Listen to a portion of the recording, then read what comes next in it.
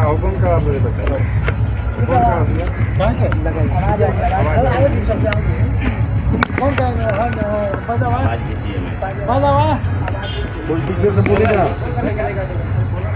कोई ना बोली बस द्वारा ठीक। ठीक है। आप अपना परिचय दे दीजिए। मेरा नाम रमिता देवी है। लीलावंश पंचायत, ग्राम लीलावंश, पोस्ट लीलावंश, थाना दिनारा। आपने मुखिया पद के लिए नामांकन भरा है, तो सबसे पहले आपका चुनावी मुद्दा क्या होगा? जनता से किस आधार पर आप वोट मांग रहे हैं? जनता से हम इसी आधार पर वोट मांग रहे हैं कि जब हम यहाँ पर बहू बन के आए ना, तो कुछ रास्ता ही नहीं था, कच्चा एकदम मतलब कीचड़ था गांव में, तो उसको हम बनाए। इसी एससी पर हम जनता हमको खड़ा की और जनता से वोट मांग रहे हैं। मुद्दा क्या होगा? चुनावी मुद्दा क्या होगा? क्या करेंगे जब मुखिया बन जाएंगे? जब बन जाएंगे तो गांव तो बना ही दिया, पंचायत भी बनाएंगे। अच्छा, आपको क्या लगता है कि पंचायत में कौन सा काम छूटा हुआ है या जो क्या विकास? पंचायत में तो बहुत सा गांव में नली गली सड़क छूटा हुआ है। आप महिला हैं, महिलाओं के लिए क्या खास करिएगा जब मुखिया बन जाइएगा? महिलाओं के लिए खास किया जाएगा कि घर में जो भी महिलाएं रहती है उनके लिए सिलाई बिनाई कढ़ाई सब व्यवस्था करेंगे।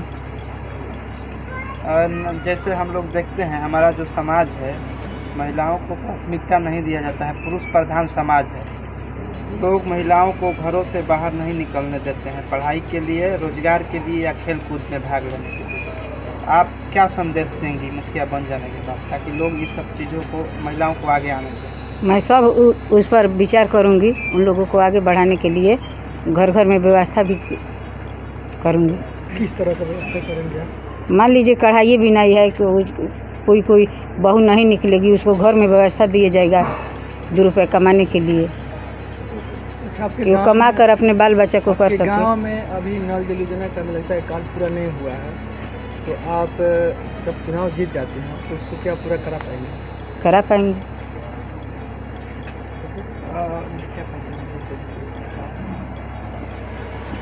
मुखिया प्रतिनिधि हैं आप, आपसे ये सवाल है कि आपका मैदान एजेंडा क्या है? किस एजेंडा पे आप लोग चुनाव मैदान में उतरेंगे? सबसे तो पहले मैं आप लोग को धन्यवाद देता हूं कि जो आप हमारे पंचायत में, हमारे गांव में हैं, इसके लिए मैं पत्रकार लोगों को बहुत बहुत बड़ा बधाई और धन्यवाद देता हूं। बहुत खुशी की बात है कि आप लोग हमारे संदेश पंचायत में पहुंचाए। मेरा चुनाव में आने का एक ही मुख्य मुद्दा था, सेवा। जब हम पटना पढ़ते थे, अपने गांव में आते थे, तो हम बहुत दुखित होते थे कि यहाँ जो भी लोग आते थे, यहाँ पे न सड़कें थी, न पुल थी, नहर पे पुल रखा हुआ था। हमारे जो भी हित नाते या रिश्तेदार आते थे, या गांव के जो भी अमीर या गरीब, तो कभी भी हॉस्पिटल की जो सबसे बड़ा चीज़ था कि जो रोग दुख से ग्रस्त थे, कभी पेट में दर्द हो जाता था या डिलीवरी था, तो लोग खाटी पर लेके जाते थे। हम देख के बहुत आश्चर्य माने होते थे, लगता था कि हम अपना पढ़ाई छोड़ करके इसमें लगे। चूँकि हम वहाँ पटना रहते थे, तो हमारी समाज थी, वहाँ मंत्री विधायक सांसद से हम संपर्क था, उठते बैठते थे। जब हम पढ़ाई करके आए तो यहाँ सबसे बड़ी समस्या थे रोड रास्ता का, जो कि हम लगे, पंचायत स्तर के नेता से लगे, ब्लॉक स्तर के नेता से लगे, देखे कि ये लोग के बस की चीज़ नहीं है, तो हम अपने मंत्री विधायक सांसद से लगे, जो कि हमारे बात सुने।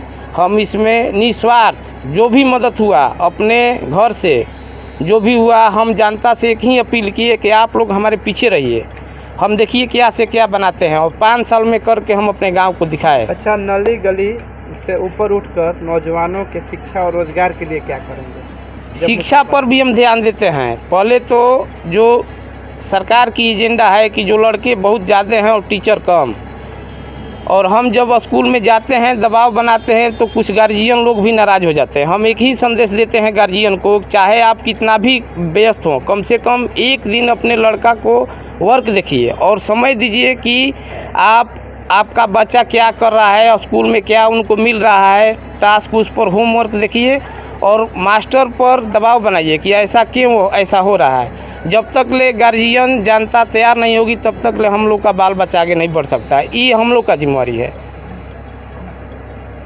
तो आप अपने क्षेत्र में जनता से क्या अपील करेंगे? हम जनता से यही अपील कर रहे हैं कि हम केवल सेवा के लिए उतरे हैं, न हमको पद से मतलब है, न हमको पैसा से मतलब है। हम संकल्प लिए हैं कि जो भी समस्या है, चाहे गरीब का जो अधिकार है, जैसे आवास है, राशन कार्ड है, ये 5 साल में हम परिपूर्ण कर देंगे, संतुष्ट कर देंगे जनता को। जनता की सेवा तो आप सिविल में भी रह के कर सकते हैं। हाँ, कर सकते हैं। हमको गांव के लोग दे दिए कि गांव का कोई, देखिए हर गांव का कोई अघर होता है, कोई मालिक होता है जो कि गांव के सुख दुख या पंचायत या कोई गलत काम करे तो उस पर माने उसको कोई मान लीजिए कि कोई कहने वाला नहीं है जो सही या गलत। गांव के लोग जो भी, जैसे मान लीजिए औरत का ही कोई मैटर हो या कोई दबंग का ही मैटर हो या कोई गरीब का ही मैटर हो, कोई कहने वाला नहीं है। कोई अपना हित के लिए सोचता है, हम कभी हित के लिए नहीं सोचते हैं, क्योंकि हमको किसी से न लोभ है न भय है। जो सही है सही कहते हैं और सही करेंगे।